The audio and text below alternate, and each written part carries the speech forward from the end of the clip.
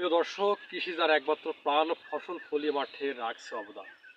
চাষ, তারপর বীজ লাগানো, এরপর ধীরে ধীরে ফসল গাজিয়ে ওঠা, গাছ গাজিয়ে ওঠা, এরপর গাছের ধীরে ধীরে চর্চা, এরপর ধীরে ধীরে বেড়ে ওঠে গাছ।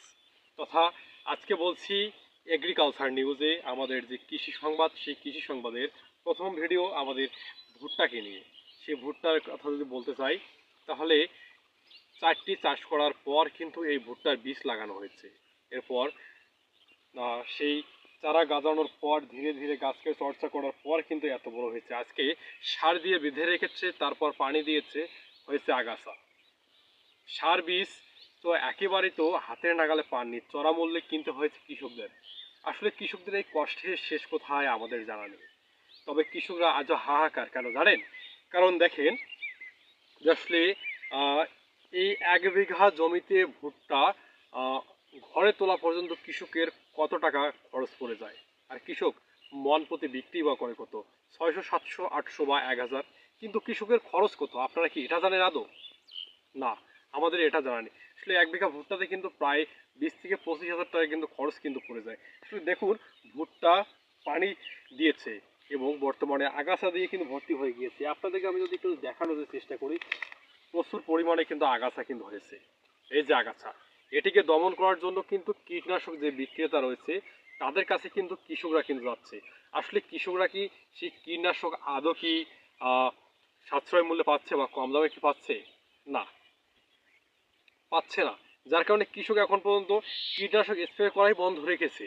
যার কারণে কিন্তু এই আগাছা কিন্তু দাপিয়ে উঠেছে ভুট্টা গাছের সাথে। পুরো ভুট্টা ক্ষেতে আমি যদি দেখাই আপনাদেরকে, তাহলে কিন্তু আপনারা দেখলেই কিন্তু টের পেয়ে যাবেন যে আসলে দেখুন কি পরিমাণ আগাছাই হয়েছে ভুট্টা গাছের সাথে। সেই আগাছা দমন করতে না পেরে কিন্তু এই অবস্থায় কিন্তু এখনো কিন্তু রয়েছে। তাহলে এখন আপনারা মনে করেন যে আসলে একটি কৃষকের কষ্ট কত? হ্যাঁ, এগুলোতে 3 থেকে 4 বার পানি দেওয়া, সার দেওয়া, এভাবে আগাছা দমন করতে গিয়ে কৃষক কিন্তু প্রচুর খরচের পরিমাণ হয়। তো আসলে কৃষকের শেষ কোথায়? আর কৃষি কর্মকর্তা যারা রয়েছে, যে কৃষি অধিদপ্তর রয়েছে, তাদের কাছে হাজারো কৃষকের পক্ষ থেকে আকুল আবেদন যে আসলে আপনারা যে সকল কীটনাশক বিক্রেতা রয়েছে, সার বীজ কীটনাশক বিক্রেতা রয়েছে, আপনারা তাদের কাছে আসেন, তাদেরকে বলেন তারা যেন কৃষকের কাছ থেকে ন্যায্য মূল্যে যেন বিক্রি করে, কৃষক যাতে সাশ্রয় মূল্যে, স্বল্প মূল্যে যেন কিনতে পারে, যাতে করে কৃষকরা ক্ষতির সম্মুখীন না হয়।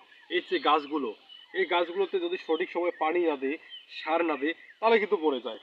আমি যদি একটা যদি দেখাই, দেখুন আসলে একটা ভুট্টা গাছ এখানে কিন্তু মরে কিন্তু পড়ে রয়েছে, এই যেটা মরে গিয়েছে কৃষকের। তাহলে এখানে দেখুন যে আসলে কৃষক কি পরিমাণ কষ্ট হয়েছে। এখানে প্রত্যেকটা গাছকে প্রত্যেকভাবে পরিচর্যা করতে হয়, লাঙল দিয়ে চাষাতে হয়, বাঁধতে হয়, পানি দিতে হয়, সার দিতে হয়, বীজ লাগাতে হয়, চাষ করতে হয়, আবার ফাইনাল চাষের সময় সার দিতে হয়।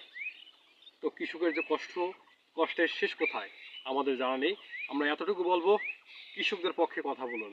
আসুন, বাংলাদেশের 80 ভাগ মানুষ কৃষি পেশার উপর নির্ভরশীল। এখন বর্তমানে যদি হিসাব করি, 80 ভাগেরও বেশিরভাগ মানুষ এই কৃষি পেশার সাথে জড়িত। এই কৃষি বাংলাদেশের অবদান।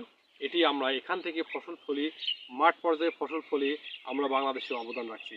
তাই কৃষকদের কষ্ট দুর্দশা আমরা তুলে ধরবো আপনাদের মাঝে। আপনারা এগিয়ে আসুন যাতে কৃষকরা আর কষ্টের শিকার না হয়। আজিজুল ইসলাম, এগ্রিকালচার নিউজ, সাথে থাকুন।